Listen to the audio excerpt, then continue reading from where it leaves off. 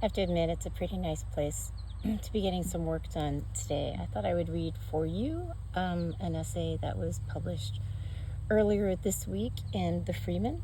I was asked to write about the little publishing, media company that Matt Welch and I had started called Paloma Media, and there was a little story behind it. I think it's actually a story that's sort of ongoing about the turning upside down of media in this country, publishing, journalism, all of these things that we live through or choose to leave. I'm never leaving. I'm not going anywhere. So anyway, I wrote about it. I thought I'd read it for you. So here goes.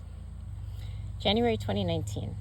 Journalists packed the Olive Tree upstairs from New York's Comedy Cellar for the occasional Thought Criminals nights put on by Barry Weiss, then at the New York Times.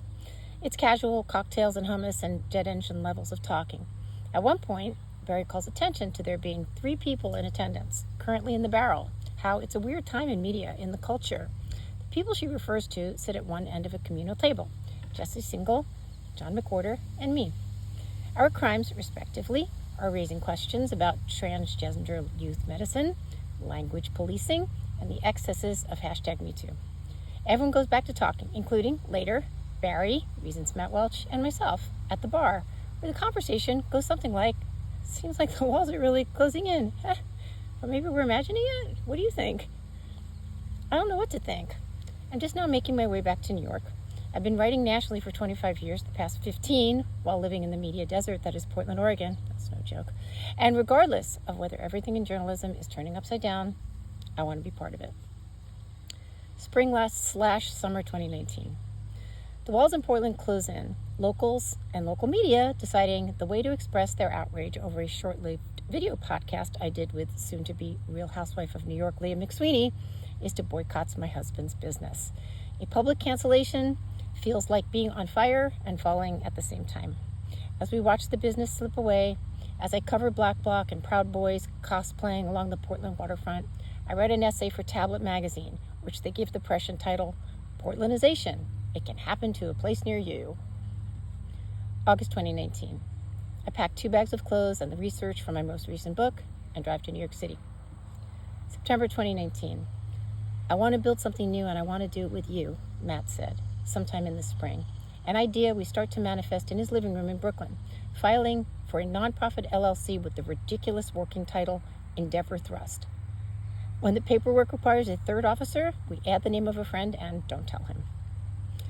October 2019. An apartment ad pops up on my phone. 1 bedroom, Chinatown.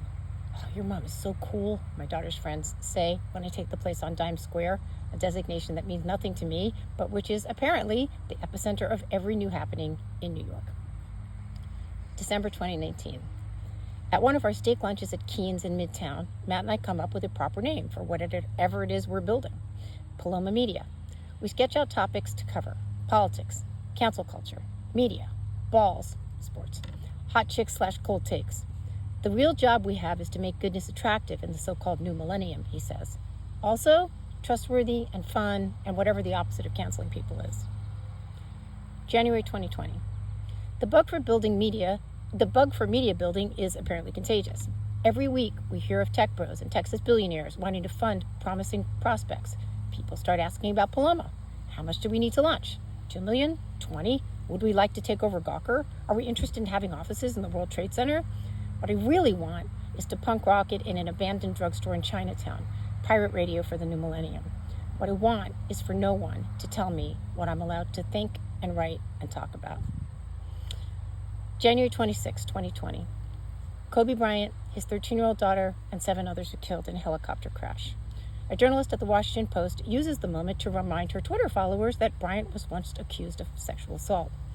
When people tweet back that she might have waited for the helicopter to no longer be on fire, she claims she's under assault, a claim supported by untold thousands on social media and a week's worth of cautionary op-eds, reminders that to challenge anyone's self-identification as a victim is antediluvian and monstrous, and did we want to be on the wrong side of history?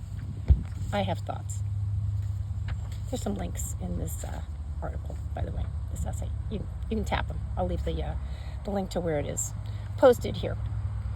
March 8th, 2020. It's confirmed. COVID is in New York City. Nevertheless, a planned meetup at a Soho bar for fans of the Fifth Column podcast, which Matt co-hosts with Michael Moynihan and Camille Foster, goes ahead as scheduled. People are understandably excited to meet the hosts. That, and the sense that we are on the precipice of something very bad, creates a sort of the ship is going down frenzy, where we drink all the booze and slow dance with strangers and do everything but lick one another's faces, and probably some of that too. March 9th, 2020. Everyone goes inside.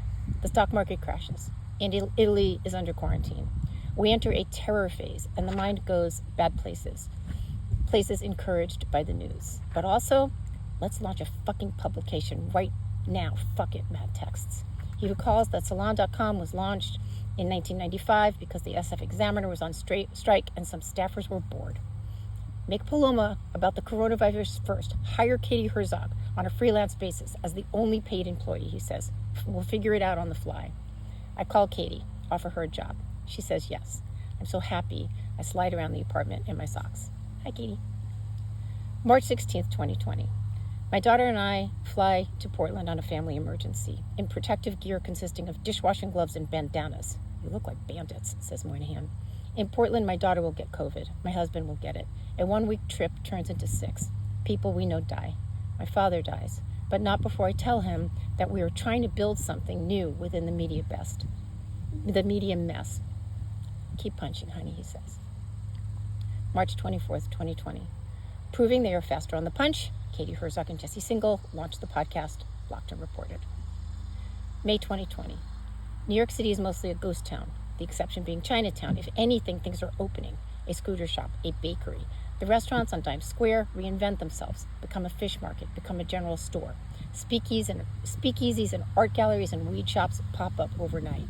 Meanwhile, traditional media's commitment since the 2016 presidential election, if not forever, to kindle people's fear of their fellow citizens, to blare that the country is in a protracted state of emergency, has the public mistrustful and susceptible to conspiracy theories.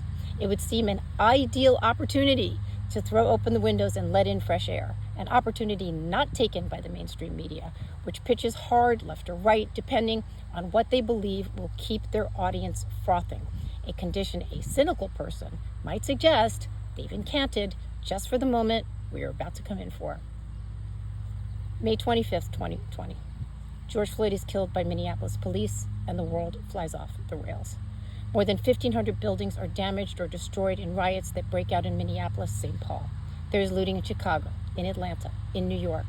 I follow a group of boys in hoodies and masks as they march to the Brooklyn Bridge, record them bashing in the windshields and jumping on the roofs of parked cop cars. I ask them why. Because it works, they say. What works? Violence. Violence should make it easy to distinguish blame from the blameless, but we are not in that world anymore. We have been conditioned to equivocate or face the consequences for not equivocating. An author will soon release a book that says looting is good, and more than one on-air correspondent will tell the camera, as structure fires rage in the background, that the protests are mostly peaceful. June 3rd, 2020. Tom Cotton writes an op-ed for the New York Times suggesting that President Trump should send federal troops to quell the violence in America's cities. This sets off a firestorm inside the paper, with employees claiming it puts black lives in danger. Other publications quickly reified that position, including Refinery 29, which the next day claims the op-ed, in quotes, will put countless black Americans, including the black journalist at the Times, in danger, end quote. On July 7th, James Bennett, Times editorial page editor, resigned under pressure. The following day, and as if to prove allyship comes with its own hazards, the co-founder of Refinery 29 is forced out by employees who claim she created a toxic culture for women of color. 4 other high-profile ousters occur before the week is out, all of the calls coming from inside the building. June 9th, 2020. HBO pulls Gone with the Wind from its library, and Paramount cancels Cops. June 2020.